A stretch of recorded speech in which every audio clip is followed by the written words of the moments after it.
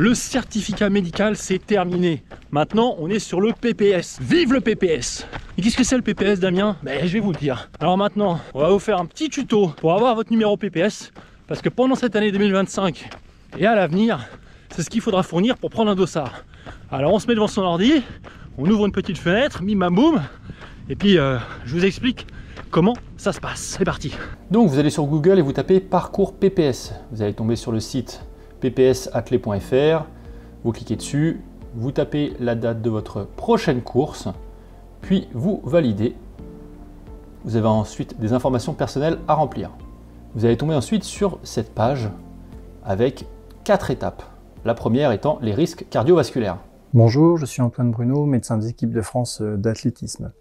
Si vous éprouvez des symptômes d'alerte à l'effort, il va falloir consulter votre médecin traitant assez rapidement, c'est-à-dire dans les quelques jours qui suivent. Les premiers symptômes peuvent être des douleurs, des oppressions dans la poitrine qui irradient vers l'épaule. Ça peut être des palpitations, c'est-à-dire les sensations de battement cardiaque qui sont trop rapides ou irrégulières ou trop fortes. Ça peut être également un malaise, c'est-à-dire une perte de conscience brutale à l'effort ou même en dehors. Enfin, un essoufflement inhabituel, c'est-à-dire pour des efforts qui habituellement passent bien, là vous ressentez un essoufflement plus important. Si vous éprouvez un de ces 4 signes, il faut absolument consulter votre médecin traitant et vous évaluerez avec lui s'il y a besoin ou pas de faire des examens complémentaires. Voilà, à la suite de cette vidéo, vous allez donc tomber sur un petit résumé, vous cochez la case que vous avez testé sur l'honneur, l'avoir vu, etc. Et on tape sur suivant. Étape numéro 2, les facteurs de risque. Et pareil, on regarde la petite vidéo.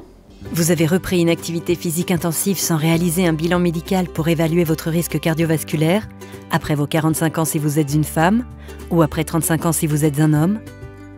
Vous cumulez au moins 2 des facteurs de risque cardiovasculaire suivants.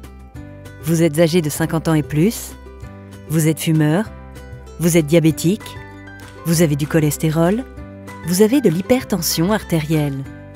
Vous êtes suivi pour une maladie chronique.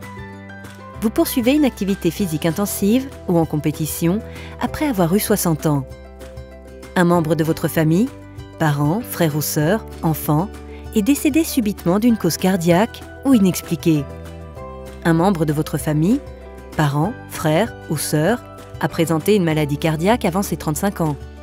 Vous avez expérimenté une baisse inexpliquée de performance. Il est nécessaire de prendre un avis auprès de votre médecin traitant. On prend les mêmes et on recommence, le petit résumé, on coche la case, on atteste sur l'honneur. Suivant, étape numéro 3, précautions et recommandations. C'est parti. Vous n'avez jamais réalisé d'électrocardiogramme. Au cours des 12 derniers mois, vous avez arrêté le sport plus de 30 jours pour raison de santé. Vous avez débuté un traitement médicamenteux de longue durée, hors contraception et désensibilisation aux allergies. Vous pensez avoir, ou on vous a déjà fait remarquer, que vous aviez un problème avec la nourriture. Vous êtes une femme en âge d'avoir des enfants et vous n'avez pas vos règles depuis 3 mois. Vous avez eu un traumatisme crânien. Vous pensez avoir besoin d'un avis médical pour poursuivre votre pratique sportive.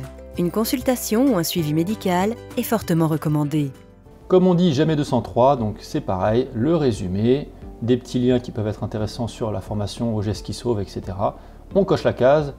Et on termine par la finalisation, étape numéro 4. Donc là, vous devez cocher, encore une fois, que vous êtes testé sur l'honneur avoir vu tout ce qui s'est passé juste avant. On tape sur finaliser et vous avez votre numéro de PPS qui s'affiche.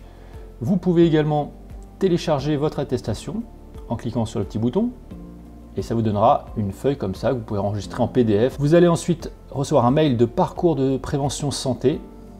Avec cette information, vous pouvez enregistrer votre mail et si vous cliquez dessus, télécharger le document. Et voilà, maintenant vous savez comment faire pour avoir votre numéro de PPS. Bon, là je suis fatigué parce que je suis dans une côte. Donc j'arrête mes conneries.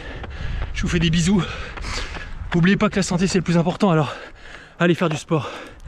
Et n'oubliez pas que la douleur, c'est dans la tête. Ciao!